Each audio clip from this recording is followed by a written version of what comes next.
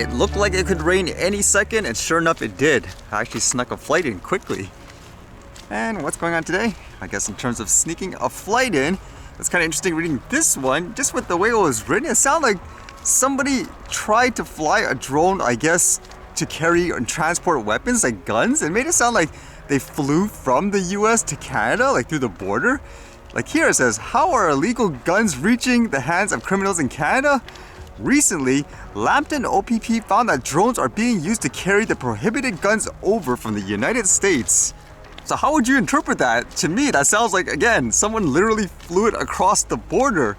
And you can see the pictures and stuff like that, and how huge the drone is, I guess the guns and so forth. And then finally it just says, this drone was located Friday morning near Port Lambton, stuck in a tree, transporting 11 handguns. Wasn't a very good, I guess, flight for the person.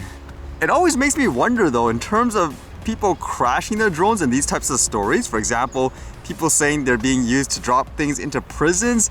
Wouldn't you be flying at a high height just to avoid everyone and the attention? So in that sense, I don't get how people are crashing them so much. And then I was reading this where at first I was wondering, how does this help exactly in the long run? It says, BC introduces monumental anti-racism legislation. BC tabled monumental anti-racism legislation today, giving it power to collect race-based data and address systemic racism in government institutions. Again, I'm wondering, well, how exactly does this help if you're just collecting data for the most part? It says the bill allows government agencies to ask people about social identifiers including race, ethnicity, gender, faith, sexuality, ability, and income. The data will be used to identify the extent to which systemic racism harms racialized people when they access healthcare, education, housing, policing, and other government services. And then saying, with this legislation, we have the opportunity to shine light into the dark places. Again, I'm trying to think about this. It's basically collecting data. Wouldn't that create kind of, I guess, even more conflicts where you're at this point requesting people for certain information, like all these details, when I guess you didn't have to give them normally in certain circumstances?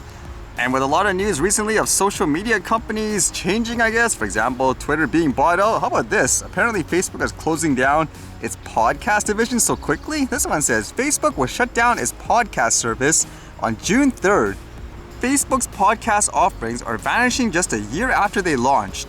Parent company Meta has confirmed to Bloomberg that it will wind down podcasting, soundbites, and its general audio hub. It will no longer let podcasters add shows to Facebook as of this week and will remove them entirely on June 3rd. So ultimately, I guess it's not working out for them business-wise. It's too much competition, I guess, for them specifically. For example, Spotify and all that.